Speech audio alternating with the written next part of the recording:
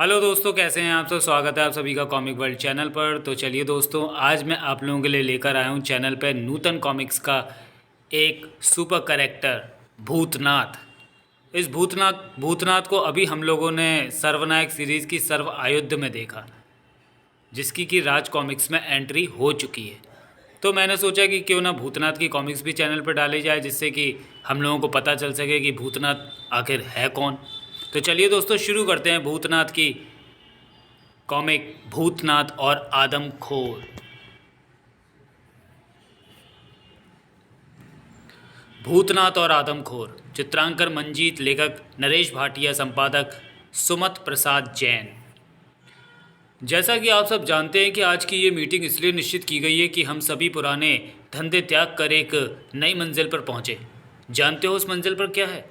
उस मंजिल पर है स्मैक। स्मैक, जिसके एक इंजेक्शन से इंसान स्वर्ग की दुनिया में पहुंच जाता है, मात्र एक कश से उन्माद की लहरों में डूब जाता है। लेकिन सर, इससे नौजवानों के जीवन को खतरा है। डोंट बी सिली, तुम समझ सकते हो। पेट अब खाने को मांगता है तो वो ये नहीं देखता तुम उसके लिए रोटी कैसे पैदा करोगे। भूख और तन की ज़रूरतों को पूरा करना है तो पैसा कमाना होगा, और ये पैसा सिर्फ स्मैक को बेच कर ही पैदा होगा। हम तैयार हैं। देखते ही देखते स्मैक नौजवानों के दिलो दिमाग पर छाने लगी। नव पीढ़ी के कदम बहकने लगे। मज़ा आ गया। गृह मंत्रालय और पुलिस की वर्दी पर अखबार वाले अपने कलमों की स्याही छिड़कने लगे। ऐसे में आईजी खन्ना ने भूतनाथ को याद किया।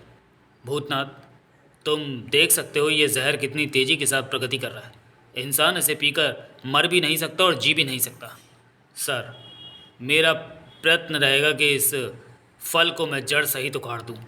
स्मैक का अस्तित्व मैं अपने समक्ष टिकने नहीं दूंगा। डैट्स गुड, मुझे तुमसे ऐसी उम्मीद थी। आईजी खन्ना से मिलकर भूतनाथ घनी आबादी के इलाके से दूर निकल गया। सहसा उसकी घड़ीनुमा ट्रांसमीटर में संकेत उभरने लगे। उसका ट्रांसमीटर किसी दूसरे ट्रांसमीटर की आवाज़ पकड़ रहा था। शायद मेरा ट्रांसमीटर आवाज़ पकड़ रहा है, मुझे सचेत हो जाना चाहिए। Hello, Taj Mahal reporting sir. Sir, taxi number 1111 माल लेकर साइन रोड से गुजर रही है। खतरे की कोई संभावना नहीं है। वेरी नाइस, हमें खुशी है तुम हमें पूर्ण सहयोग दे रहे हो। हमारा काम इसी तरह चलता रहे तो जल्द ही हमारा नाम देश के गिने चुने रईसों की लिस्ट में अंकित हो जाएगा।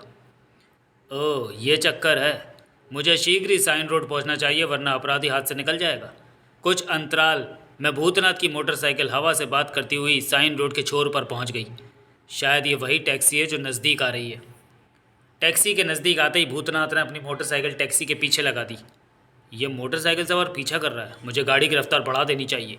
देखते देखते भूतनाथ टैक्सी को ओवरटेक करने लगा। अचानक टैक्सी ड्राइवर ने उसे साइड मार दी। ता! मोटरसाइकिल ढलान पर उतरती चली गई। अपराधी आवश्यकता से अधिक स्मार्ट है। खैर, मेरा भी नाम भूतनाथ है। मैं किसी भी कीमत पर इसे हाथ से नहीं निकलने दूंगा। भूतनाथ मोटरसाइकिल छोड़ पैदल भागा। वो संक्षिप्त समय में ऊंचाई पर पहुंचना चाहता था, क्योंकि टैक्सी घुमावदार रास्ते से आ रही थी। मुझे उस पुल पर पहले पहुंचना है। भूतनाथ पुल पर पहुंच गया। टैक्सी अभी आ रही थी। एक क्षण के लिए भी मैं चूक गया तो अपराधी अपने मकसद में कामयाब हो जाएगा।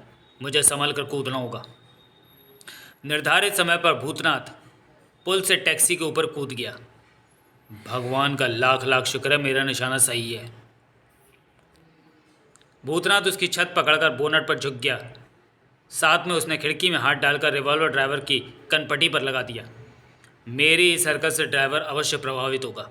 फलस्वरूप ड्राइवर घबरा गया और उस घबराहट में स्टीयरिंग उल्टे हाथ की ओर काटता चला गया, जिससे टैक्सी सड़क के किनारे बनी पहाड़ी चट्टानों से जा टकराई।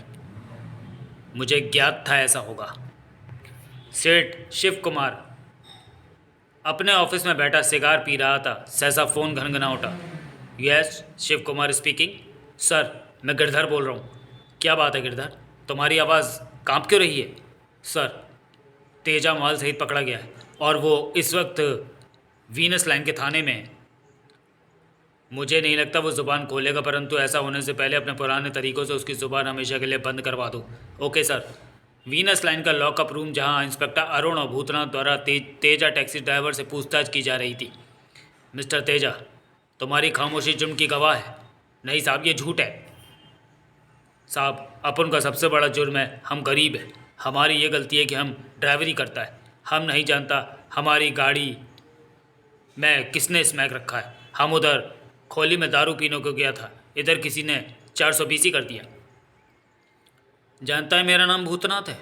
अगर तू अपने मुंह से कुछ नहीं बोला तो सारा जीवन तो इसी काल कोठरी में सड़ कर मर जाएगा। नहीं साहब, यह अन्याय है। जरा सोच तेजा, यदि तेरा अपना बेटा स्मैक के दलदल में फंस जाता और वो तेरे ही सामने नशे से पीड़ित होकर जान देता, फिर तू क्या करता? क्या तेरा खून नहीं खौलता? बोल तेजा बोल। बेटा? हाँ, याद आया, मेरा बेटा संजीव उस कमीने की कैद में है। साहब, हम बताएगा उसका नाम। उसका नाम सेठ शिव कुमार है, जो शिव इंडस्ट्रीज का मालिक है। क्या झूठ बोलते हो तुम? इतने बड़े आदमी पर इल्ज़ाम लगाते हो, तुम्हें शर्म आनी चाहिए। तुम उस पर इल्ज़ाम लगाकर अपने आप को साफ बचाना चाहते हो। मैं जानता था साहब, आप मेरी बात का यकीन नहीं करेंगे। वो इसलिए सच्चे और वो इतने सच्चे और ईमानदार हैं कि उनके पास दौलत से खरीदी हुई इज्जत है और अपन गरीब है। नहीं तेजा, मेरा कहने का ये तात्पर्य नहीं है। हम इतने बड़े आदमी के ऊपर एकाएक एक्शन कैसे ले सकते हैं? साहब, सबूत हम एक दिन में लाकर दे सकता है, लेकिन हम इस वक्त मजबूर है। हमारा बेटा उसका कैद में है।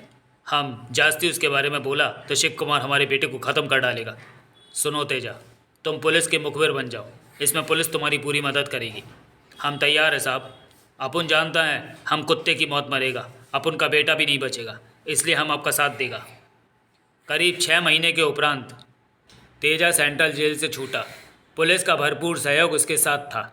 समय समय पर पुलिस को इन्फॉर्म करने की उसे चेतावनी दी गई थी।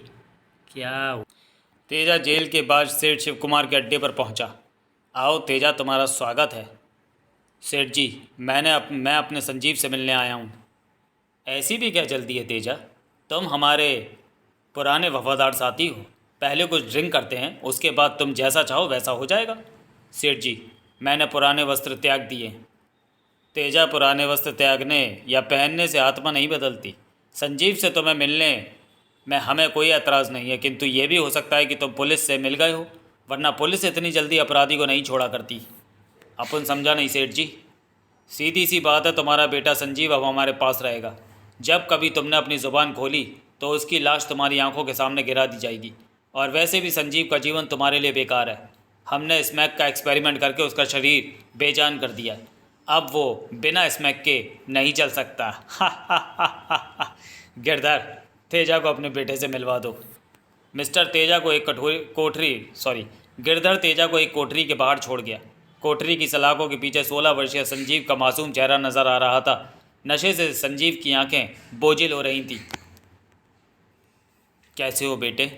जिंदा हूँ बेटे, मुझे माफ़ कर देना। मैं नहीं जानता था कि ये गंदा नाला मुझे बहाता हुआ इतनी दूर ले जाएगा, जहाँ से वापस लौटने का अंजाम मौत हो सकता है। बेटे, मैंने तुझे ज़िंदगी में दिया क्या है? न माँ का प्यार, न बाप का फ़र्ज़। एक कठपुतली सा पुतली बना दिया है मैंने तुझे। ना मैं बुरे काम करता, ना ये दिन देखना पड़ता। डैडी, मुझे नशा चाहिए, वरना मैं मर जाऊंगा। मुझे नशा चाहिए। नहीं बेटे, ज़िद नहीं करते। नशा एक गंदा जहर है, यह धीरे धीरे इंसान के जिस्म को खा जाता है। डैडी, मुझे अगर नशा नहीं मिला तो मेरे मुंह से खून निकलने लगेगा और मैं इसे सहन नहीं कर पाऊंगा। तेजा से अपने बेटे की दुर्दशा नहीं देखी गई। परिणाम स्वरूप उसने सलाखों में से हाथ डालकर संजीव की गर्दन दबानी शुरू कर दी। बेटे, तू नशे के बिना जीवित नहीं रह सकता और मैं तुझे इस हालत में। डैडी, क्षण भर में तेजा अपने बेटे पर हावी हो गया। कुछ ही समय में संजीव ने अपने प्राण त्याग दिए। मुझे माफ़ कर देना बेटे, अब उनके पास इसके अलावा कोई रास्ता नहीं था। अपने इस कमीने बाप को माफ़ कर देना। कोठरी से निकलकर तेजा हॉल में आ गया। कहो तेजा, मिल आए अपने बेटे से? निकाल ली दिल की भड़ास? कमीने जलील मुझ पर व्यंग करता है, परंतु अब मुझे इसकी परवाह नहीं है। मैं अब इस संसार में अकेला हूँ। तभी वहाँ गिरधर दौड़ता हुआ आया। सर, तेजा ने अपने बेटे को मार डाला। क्या कह रहे हो तुम?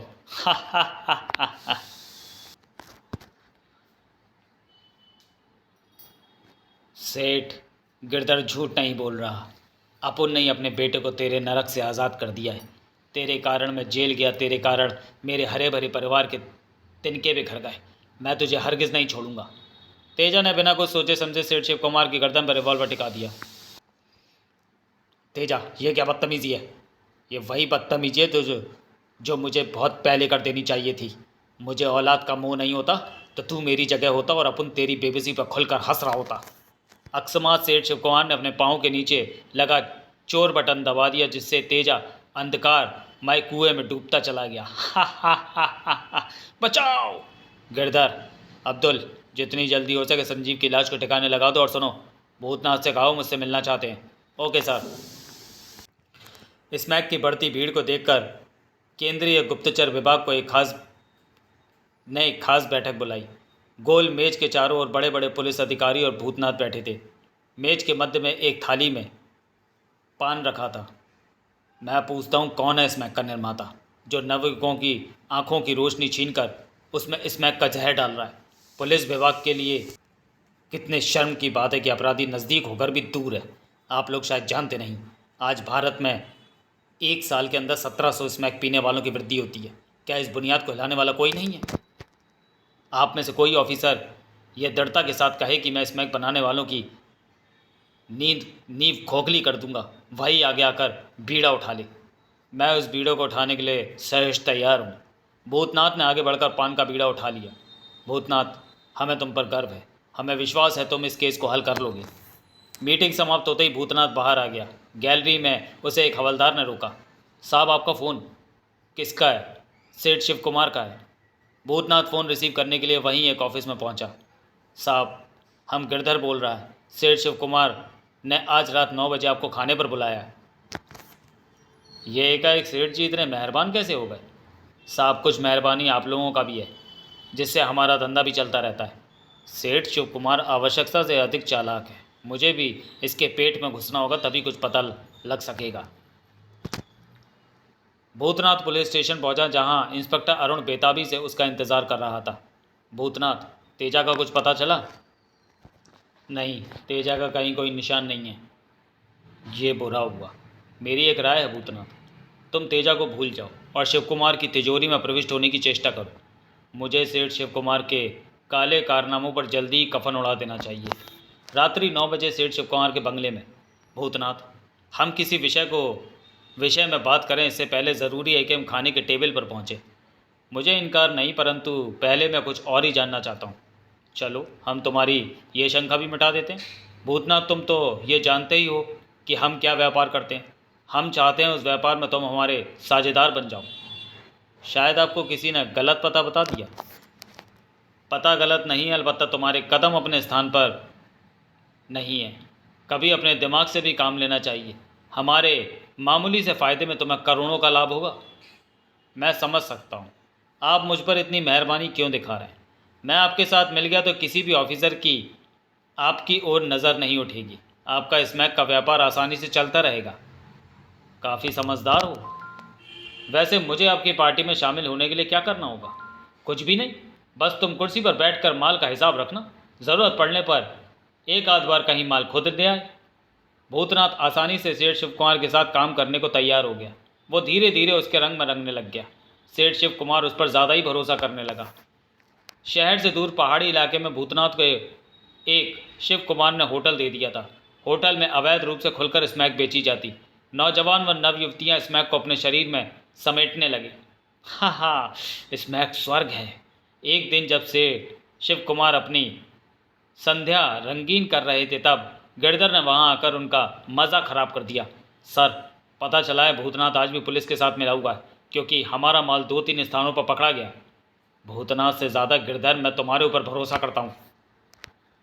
गिरधर, एक आइडिया है। वैसे भी इंस्पेक्टर सेना गुप्त रूप से हमारी छानबीन कर रहा है। क्यों ना भूतनाथ के जरिए सेना को ख़त्म करवा दिया जाए। सर, आपका मतलब है सांप के दांत भी टूट जाएं और वो जहर भी ना उगल सके? तभी इंटरकॉम चीख उठा। सर, भूतनाथ आपसे मिलना चाहता है। हाँ, उसे अंदर भेज दो। शिव कुमार को ज़्यादा समय बर्बाद नहीं करना पड़ा। आओ भूतनाथ, बैठो। क्या पियोगे? तुम्हें पता होना चाहिए कि मैं शराब नहीं पसंद करता। तुम्हारी इच्छा। भूतनाथ, तुम तो जानते हो हमारे काम के साथ कितनी परेशानियां हैं। एक तरफ पुलिस का झंझट, दूसरी ओर नई लड़कों के दिलों में स्मैक की चाहत बढ़ाने की आफत। कहना क्या चाहते हो?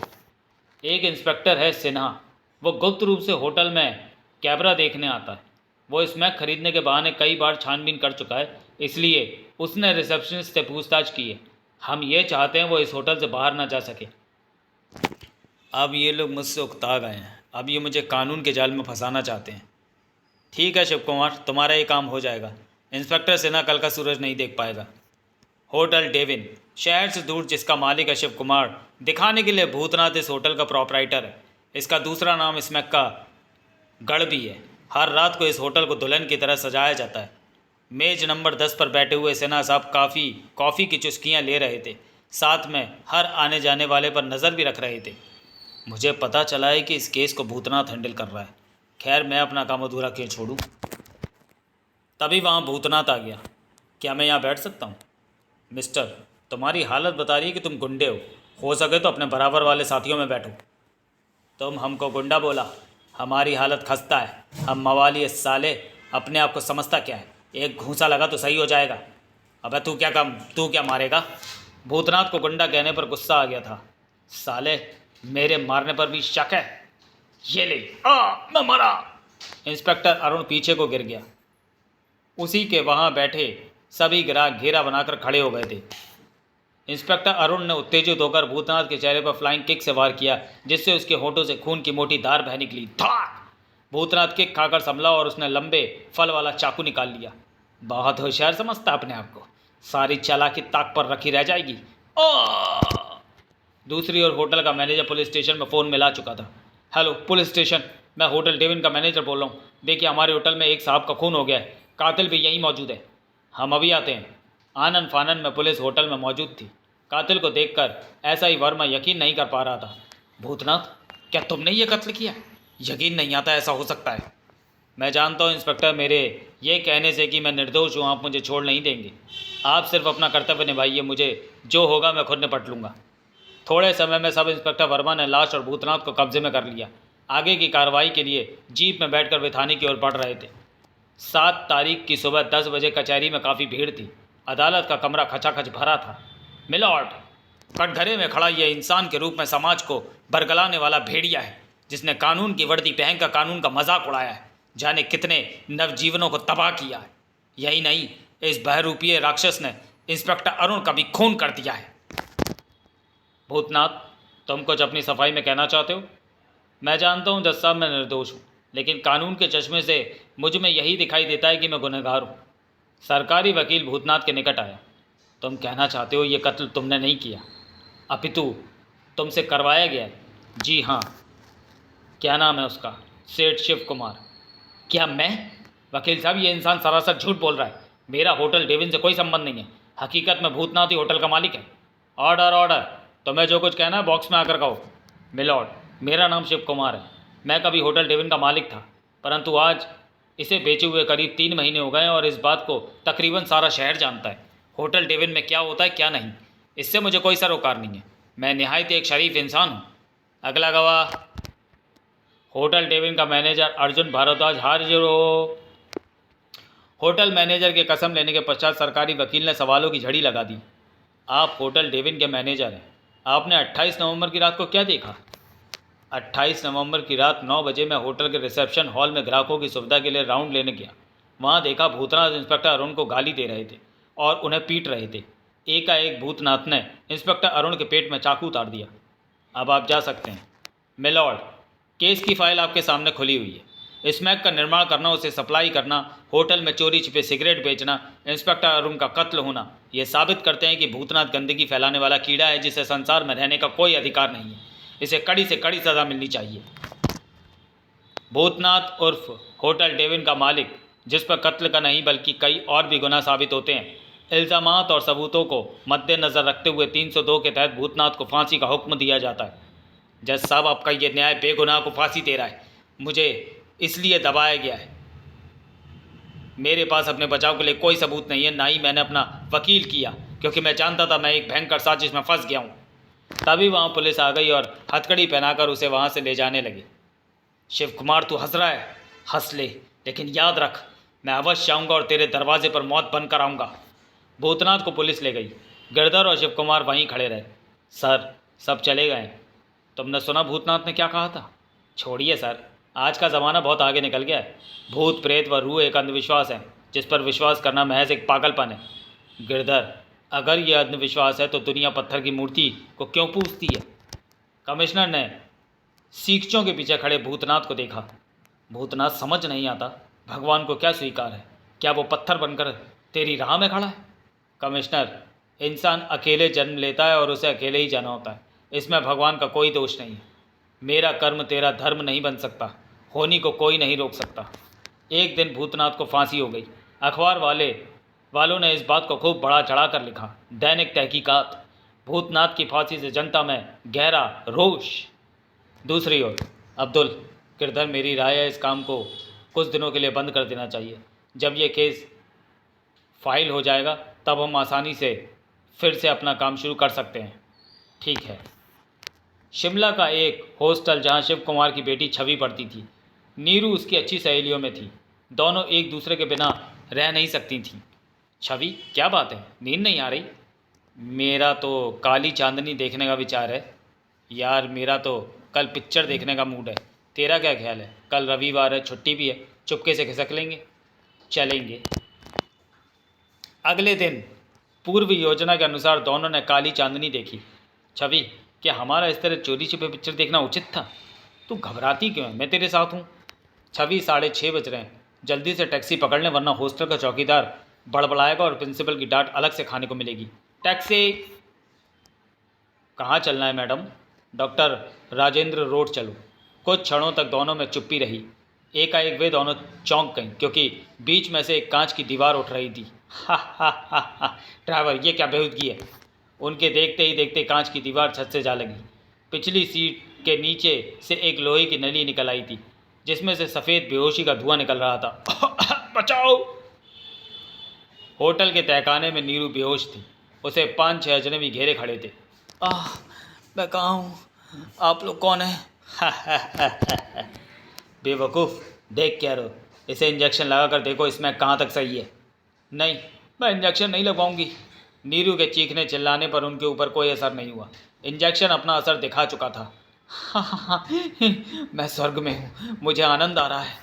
दोस्तों, मैं कामयाब हो गया। इसमें पूर्ण रूप से सही है।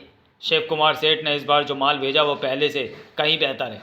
अगले दिन जब होश आया तो छवि ने अपने आप को हॉस्टल के एक कमरे में पाया। छवि, नीरू कहाँ है? मुझे नहीं मालूम मैडम, वो कहाँ है? तुम उसके साथ पिक्चर गया था। हम पूछताछ क्यों गया था? किससे इजाज़त दिया था? जानते हो तो माल रोड पर बेहोश मिला था। गलती हो गई मैडम, हमें क्षमा कर दीजिए। प्रत्युत्तर में छवि ने आप बीती घटना प्रिंसिपल को सुना दी। ये बात थी। चल पुलिस चौकी, वहाँ रिपोर्ट लिखवाना। पिक्चर तुम लोग गया, सज़ा हमको भुगतना पड़ रहा है। डॉक्टर राजेंद्र रोड की पुलिस चौकी, जहाँ भूतनाथ ओवरकोट पहने कुर्सी पर बैठा प्रिंसिपल व छवि से पूछताछ कर रहा था। क्या तुम बता सकती हो उस टैक्सी का क्या नंबर था? जी, वो आमतौर से काले रंग की टैक्सी थी। नंबर तो मुझे याद नहीं। हाँ, उसका आखिरी नंबर अवश्य 26 था। ठीक है, अब आप लोग जा सकते हैं, हम आपको इत्तला कर देंगे। शुक्रिया इंस्पेक्टर। उनके जाते ही फ़ोन घनघना उठा। हेलो, इंस्पेक्टर राज स्पीकिंग। क्या कहा? बड़े नाले के पास लड़की की लाश? ठीक है, हम अभी शिनाख्त के लिए पहुंच रहे हैं। कुछ समय पश्चात भूतनाथ यानी इंस्पेक्टर राज लाश का मुआयना कर रहा था। नरेंद्र, जो पुलिस चौकी में नीरू नाम की लड़की की रिपोर्ट लिखवाई गई है, उससे यह हुलिया कितना मिलता जुलता है? मेरा भी यही ख्याल है कि यह वही लड़की है। उफ, कितनी बुरी तरह इसे चाकू से गोद रखा है। खैर, ये तो प्रिंसिपल ही पता लगाएगी कि ये नीरू है या कोई और। फिलहाल रामनाथ, तुम आसपास के दुकानदारों का बयान ले लो, मैं अभी आता हूँ।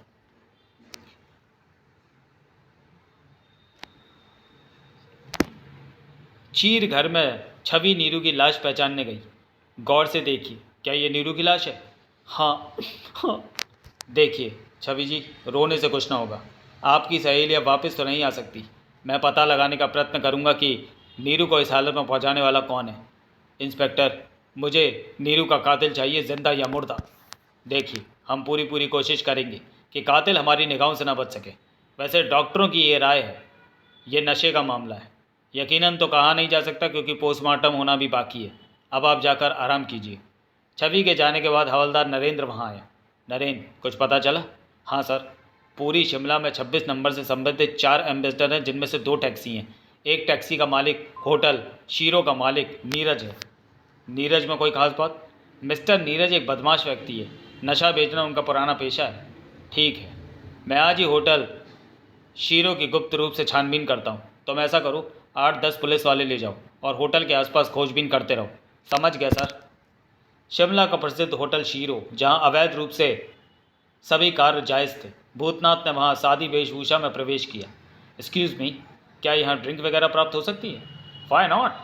हॉल में खाली सीट देखकर भूतनाथ उसे घेर कर बैठ गया और बैठते साथ ही भूतनाथ ने वेटर को बुलाया। ये 50 का नोट है, ये तुम्हारे लिए। तुम्हें सिर्फ इतना बताना है कि स्मैक कहाँ मिलती है। ठीक है, मेरे साथ आओ।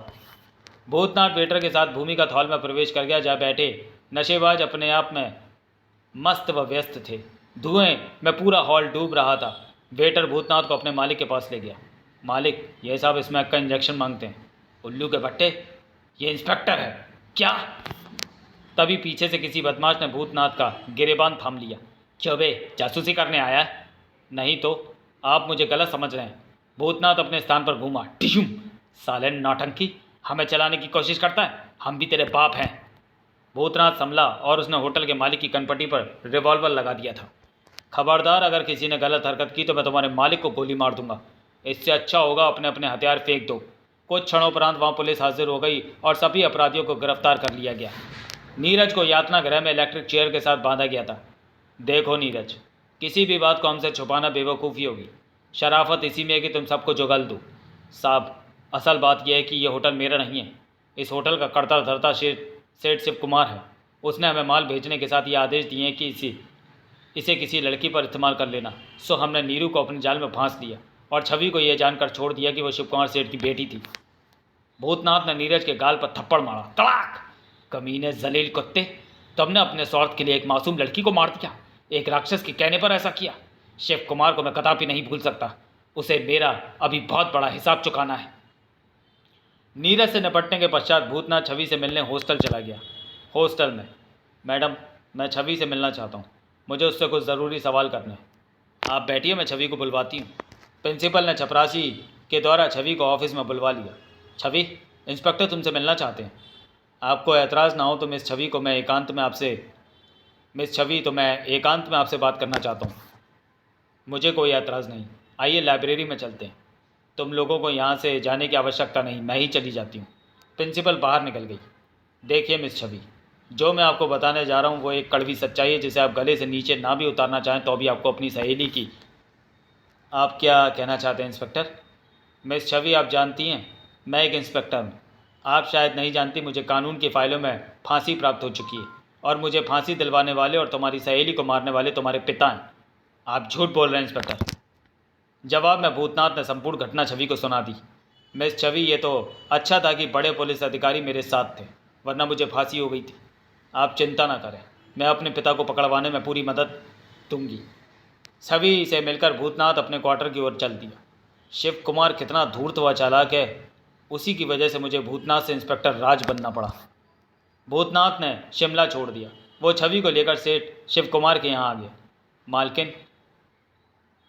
मालकिन लगता है शादी कर ली। शिव कुमार सेठ बैठक में टहल रहे थे। तू आ गई बेटी, परंतु ये कौन है? क्या तूने मेरी मर्जी के खिलाफ शादी कर ली? हाँ डैडी, ये आपके दामाद हैं। जब बेटी जवान हो जाए तो उसे अपना जीवन साथी चुनने का अधिकार है। ऐसा करो, तुम अपने कमरे में जाओ, तब तक हम अपने दामाद से बात करते हैं। हाँ, तो तुम्हारा नाम राज है? जी हाँ। झूठ बोलते हो तुम, तुम्हारा नाम भूतनाथ है। सहसा वहाँ गिरधर आ गया। क्या हुआ सर? गिरधर, गौर से देखो, क्या तुम्हें यह चेहरा जाना पहचाना नहीं लगता? क्या यह भूतनाथ नहीं? ये तो ठीक है कि इसकी शक्ल भूतनाथ से मिलती है, परंतु सारा शहर जानता है कि उसे फांसी हो चुकी है। ये तो कुदरत का मजाक है। ओह, मैं गलती पर था।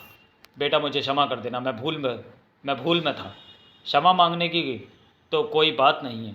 एक ही चेहरे के दो इंसान होना कोई ताज्जुब नहीं है। छवि सीढ़ियों से उतरती हुई बोली। डैडी, क्या आपका दामाद के साथ बोलने का यही तरीका है?